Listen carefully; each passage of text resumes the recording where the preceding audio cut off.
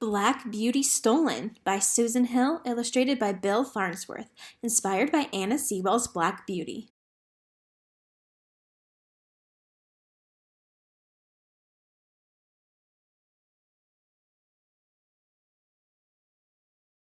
Chapter 1. A Song. My name is Black Beauty, but when my new owner bought me, he gave me a new name. I pull a cab for Jerry, and he calls me Jack.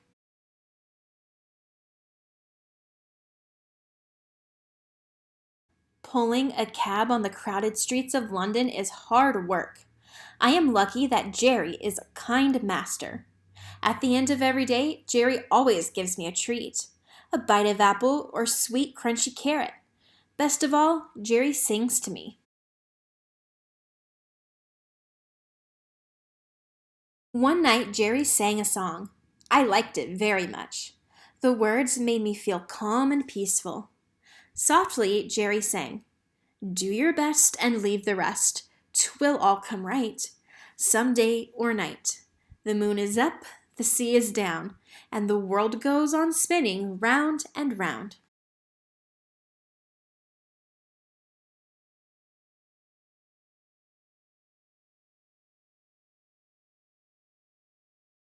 Jerry's song ended, and he patted my back. "Good night, Jack," said Jerry. "Sweet dreams." I gazed at the shining moon until my eyelids grew heavy, and then I fell asleep. If only I had not slept, perhaps none of the rest of it would have happened.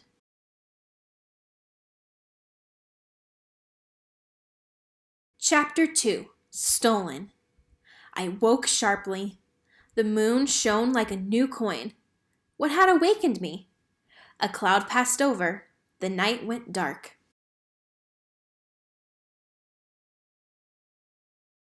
Suddenly, rough hands grabbed me and forced a cold steel bit between my teeth. A bridle went over my head and pinched my ears. Then a shadowy figure pulled me from my stall and into the night. I gave a frightened neigh, but Jerry did not come.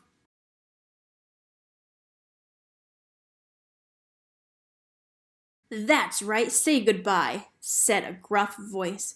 "Tomorrow you'll have a new master, and I'll make a pretty penny." The horse thief laughed and pulled harder on the reins. We walked briskly away along the road. I was terrified.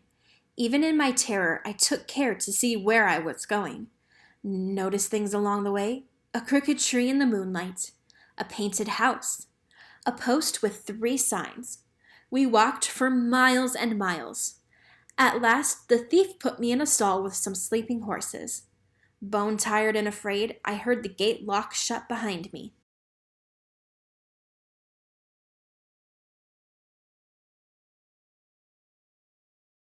Chapter 3. A Cruel Master. I woke to grumbling. "Lousy horse fare," said a skinny gray mare. "We'll all be sold by nightfall," said a dappled bay. "Or worse," said the mare. "We might be stuck with Blaine as our master. He is a cruel man."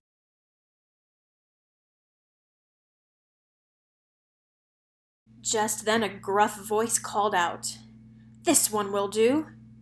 "It's Blaine," said the mare in a low nicker. Now I saw that Blaine was the horse thief from last night. He threw a rope around my neck and led me out of the stall.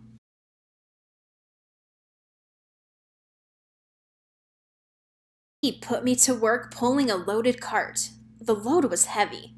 My neck and shoulders hurt. "Quickly now," he said. "You must be back in the stall and looking rested when I sell you." He snapped the whip by my ear one time, and then again. Snap, snap. "Or maybe I'll keep you," Blaine said. I remembered what the mare had told me, and I tossed my mane in fear. I did not want to be sold, and I did not want the cruel horse thief to be my master. "Jerry!" my heart cried out. Jerry was my master.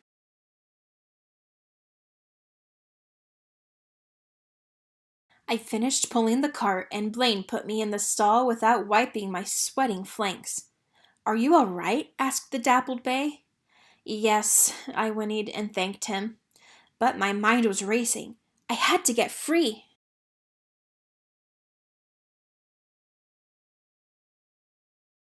Chapter 4. Escape. Later, a boy opened the gate and came in to feed us. That is when I saw my chance. The boy had been careless. The gate was not quite shut. The instant the boy's back was turned, I charged out of the gate, down the road, and away.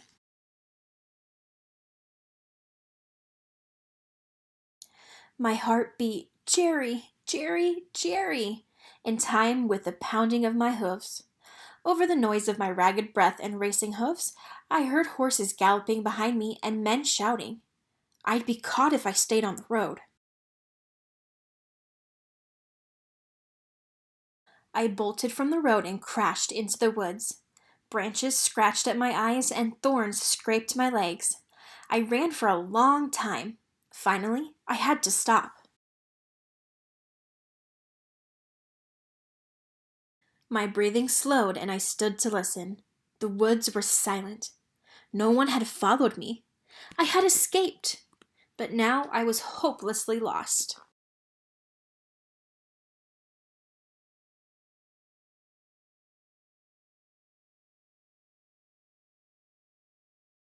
I tried to find a road.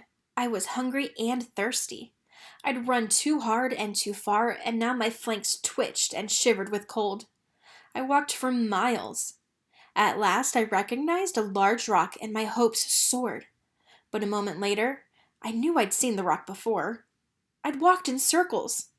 I was no closer to home than if I hadn't walked all those long hours at all.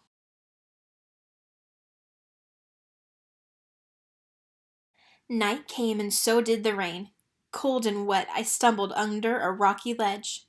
Finally, the rain stopped and moonlight fell across a puddle outside my rough shelter. I thought of Jerry's song about the moon and the sea and the spinning world, and in my mind I heard his voice. "'Twill all come right some day or night." I took some small comfort, and I fell asleep.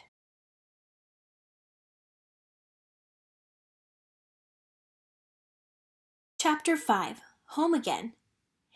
In the gray light of the morning I went on my way again. I was lost, cold, and tired. I hardly knew which way to go. Then something caught my eye. Between the trees I saw a horse and cart drive by. A road! I followed the road a long way but kept to the woods beside it. A horse alone is in danger.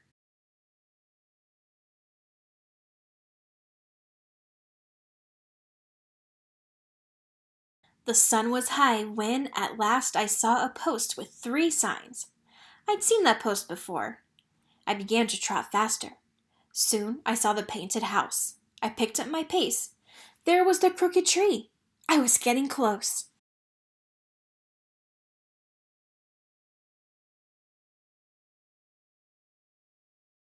Then I heard something that made my heart leap.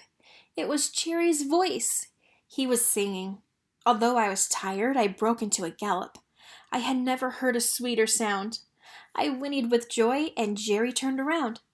"Jack!" Jerry threw his arms around my neck. "I've been looking for you day and night."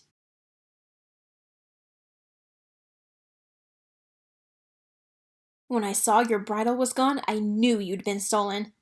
I tossed my mane to tell him he was right. Jerry shook his head.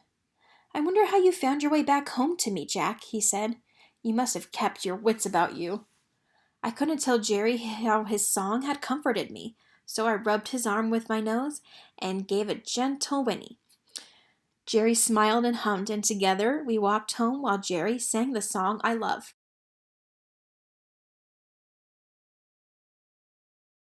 "Do your best and leave the rest. 'Twill all come right, some day or night. The moon is up, the sea is down, and the world goes on spinning round and round."